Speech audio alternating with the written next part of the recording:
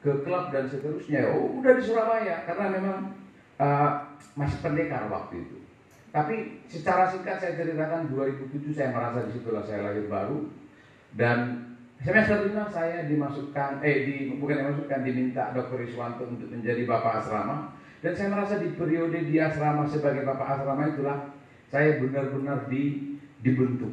Karena di sana saya harus ngurusi banyak orang dari berbagai daerah. Ada yang sakit mencret, ada yang sakit ini. Dan saya harus bawa ke rumah sakit. Dan di situ benar-benar hati hamba itu benar-benar dibentuk. Dari 2007 saya jadi Bapak Asrama masih semester 5. Sedangkan anak asrama yang saya pimpin ada yang sudah 40 tahun. Saya baru 20 tahun saat itu, 21 tahun kalau nggak salah. Dan di situ saya diproses luar biasa. Ego, kesombongan dan seterusnya diproses oleh Tuhan. Lalu 2015 setelah saya menikah lalu Bapak Asrama. Jadi saya 9 tahun jadi Bapak Asrama. Jadi masalah apapun saya pikir sudah pernah saya jalani. Jadi Bapak Ibu Saudara, itu secara singkat 2009 saya lulus, puji Tuhan, haleluya. Kami 35 orang mahasiswa baru, tapi yang wisuda 9 orang, termasuk saya. Lalu dengan pertolongan Tuhan saya masuk S2, puji Tuhan lulus 2012. Lalu pertolongan Tuhan juga kuliah di S3, lalu tahun lalu di wisuda. Bapak Ibu, sebenarnya waktu saya di kelas program S3, saya sudah cerita ke istri saya bahwa setelah saya lulus S3 saya ingin ke kota yang lebih kecil, yang lebih membutuhkan saya. Karena di Surabaya saya melihat senior-senior saya sudah jauh lebih bermanfaat daripada saya kan.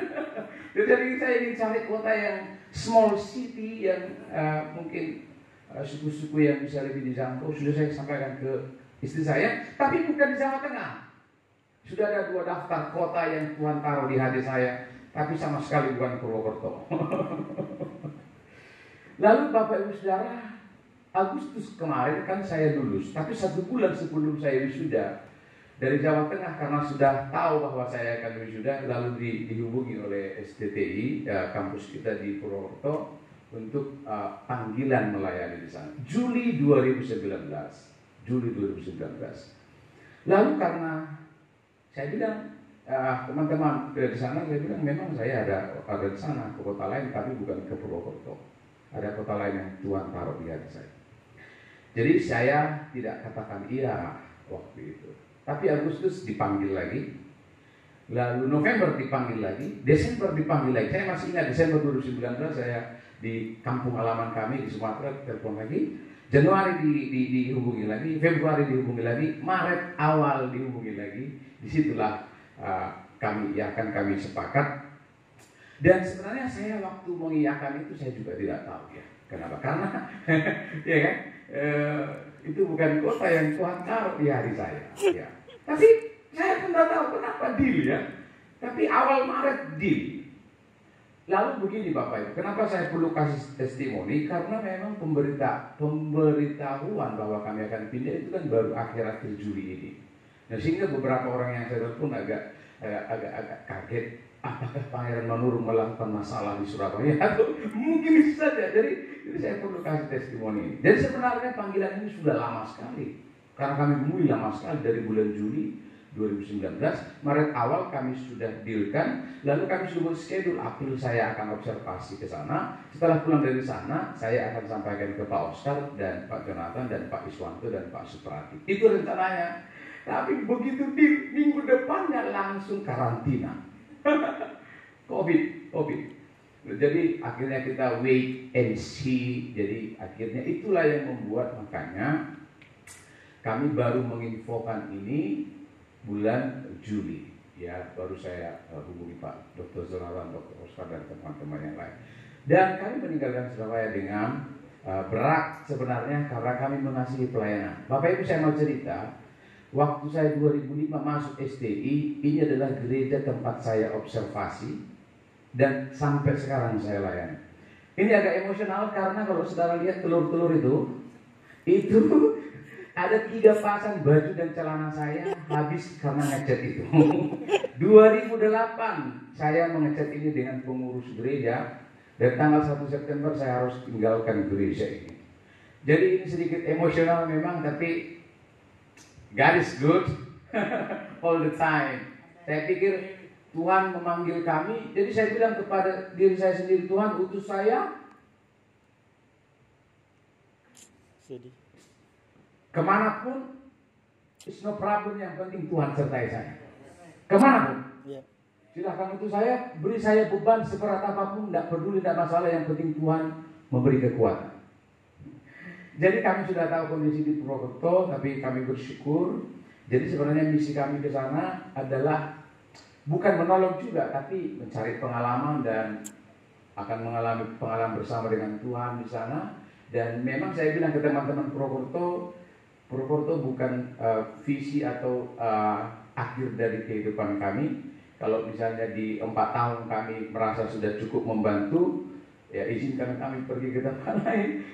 Maksimal 2 periode, kecuali Tuhan sudah siapkan kuburan saya di sana. Itu beda lagi. Tapi saya sudah dilisan maksimal 8 tahun saja. Kalau 4 tahun bisa, ya lebih bagus lagi, mungkin saya kembali ke Surabaya. No. Karena masuk praktik sebagai yayasan bilang, kamu 4 tahun saja di sana. Ini sebenarnya off the record ya. Tapi maksud saya, kami sangat mengasihi SDTI Surabaya. Saya sampaikan ke Pak Oscar, kalau saya harus pergi ke Purwokerto, tidak ada masalah di Surabaya. Saya mengasihi kampus ini, seluruh hati saya berikan untuk kampus ini. Saya rela tinggal di tempat yang kecil ini. Saudara tahu ada orang yang menawari kami untuk tinggal di rumah yang baik, tapi karena waktu itu saya harus mendampingi Agus Paul sebagai bapak asrama, akhirnya ya it's not easy, itu tidak mudah, dan it's okay untuk mengawal Agus Paul sebagai bapak asrama yang baru saat itu. Dan ya it's okay. Jadi Bapak Ibu, saya banyak kelemahan. Saya masih ingat pernah banting pintu di kampus, ada masalah, lalu Pak Jonathan doakan saya. I remember that. Waktu itu didoakan Pak Jonathan saya merasakan hati gembala dari beliau ketika mendoakan saya dengan kelembutan tangannya. Jadi ada banyak masalah juga yang pernah saya lakukan di sini. Jadi saya mohon maaf ya. Dengan senior-senior saya beberapa kali pernah beda pendapat, clash, tapi motivasi saya untuk kebaikan saja. Tidak ada untuk misi pribadi sama sekali, tidak ada, hanya supaya kampus kita bagus. Jadi mohon maafkan segala kelemahan saya dan tidak terhitung kesalahan yang sudah saya lakukan secara pribadi. Jadi setelah ini kita sahabat Bapak Ibu. Jawa Tengah tidak terlalu jauh, jadi tetap undang saya kalau mau pelayanan. Oke, jadi terima kasih untuk bimbingan Dr. Jonathan, pendiri SDT Surabaya, Dr. Iswanto, Dr. Oscar yang luar biasa, inovasi dan terobosan yang luar biasa untuk kampus kita, Bapak Gembala saya Dr. Widi Prasetyo yang jadi senior saya, sahabat saya melayan di tempat ini, luar biasa Pak Waktondi. Saudara, ini beliau saksi hidup, Dr. Lani, waktu beliau di kelas konseling dia bilang, Pangeran kamu kenapa ke Surabaya? Karena saya polos. Saya bilang karena keluarga saya. Tapi waktu itu saya bilang karena kakak saya. Jadi bukan dipanggil Tuhan kau ya, bukan. Saya dipanggil oleh kakak saya. Dan saya kira beliau juga masih mengingat itu, karena saya mendengar beliau menceritakannya ke mahasiswa lain juga ya. Jadi saya apa adanya, memang panggilan saya mungkin lebih tidak terlalu seperti teman-teman yang lain, anak gembala, jadi sudah dipanggil Tuhan dari awal dan seterusnya. Itu sebabnya saya masih sulit sampai sekarang diminta sinode menjadi pendeta, karena saya masih merasa jadi pendekar. Jadi mengingat masa lalu yang begitu buruk, kadang-kadang ini masa sih orang percaya saya jadi pendeta gitu ya. Jadi but it's okay, Tuhan yang sudah memimpin. Jadi nanti Dr. Daniel Tunggal akan mendoakan kami bahwa waktu kami pergi ke Jawa Tengah, kami mengasihi dosen-dosen senior, tidak ada masalah sama sekali, tidak ada konflik, dan kami punya misi membantu kampus kita saja, dan apa yang Tuhan ingin lakukan, Tuhan lakukanlah. Mungkin sudah ya.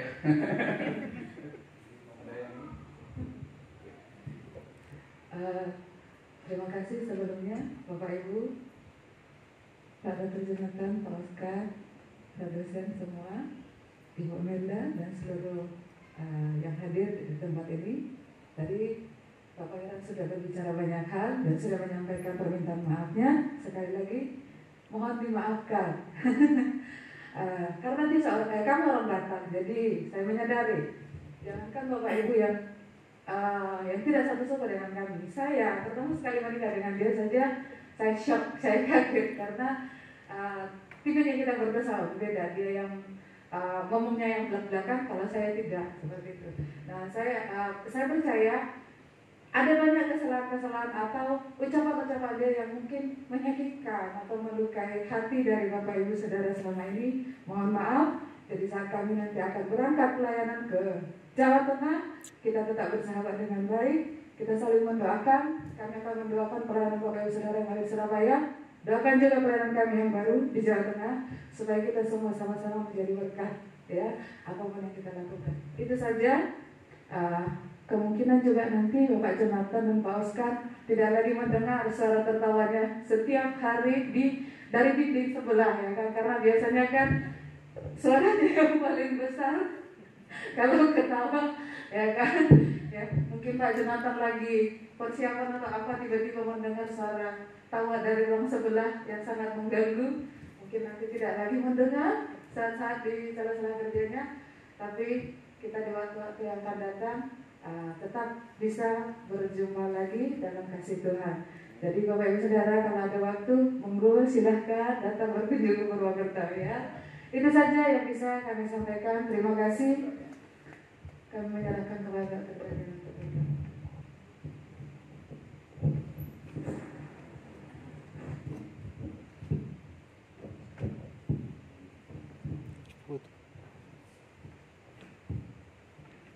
Ada baik kalau staf dosen Pak Ketua bisa mendoakan juga kan, jadi bisa mengajukan gitu, atau di sini aja. Ya, oke, sambil angkat tangan. Mari kita akan bangkit berdiri bersama. Mari kita satukan hati berdoa, menyerahkan Bapak Pendeta Dr. Pangeran Malu dan istri yang beberapa waktu lagi, dalam waktu singkat ini harus hengkang dari kota Surabaya, dan mereka akan dikasih Tuhan kepercayaan yang lebih besar lagi untuk memimpin STTII di Purwokerto. Dan itu sesuatu yang tidak mudah tentunya untuk mereka berdua, terutama Bapak Pendeta Dr. Pangeran Malu. Hamba berdoa untuk mereka berdua, dan kami semua menyatukan hati berdoa supaya Tuhan memberikan hikmat daripada Tuhan untuk menuntun dan memimpin STTII, lembaga pendidikan di Purwokerto sana. Tentunya dengan suasana yang baru, situasi yang baru, itu perlu beradaptasi dan lain sebagainya. Tetapi kalau Tuhan sudah menyuruh, Tuhan tidak akan pernah salah. Amin. Sebab itu Tuhan akan pimpin mereka semua. Biarlah mereka terus merendahkan hati di depan Tuhan, memohon kepada belas kasihan Tuhan untuk menuntun mereka memimpin sekolah lembaga pendidikan STTII di Purwokerto. Semua keperluan kebutuhan Tuhan Engkau menyediakan bagi mereka. Dan biarlah Tuhan menyertai, dan anak juga yang masih kecil, dan juga Tuhan akan terus menolong mereka semuanya. Dan biarlah saat ini kami akan melepaskan Bapak Pendeta Pangeran dengan ibu dan anak untuk melepaskan pergi ke Purwokerto di dalam nama Allah Bapa, Putra dan Roh Kudus, yaitu di dalam nama Tuhan Yesus Kristus. Semakin dipakai untuk kemuliaan nama Tuhan, Amen. semakin dengan jabatan yang baru sebagai ketua di sana, banyak memenangkan jiwa untuk kemuliaan nama Tuhan.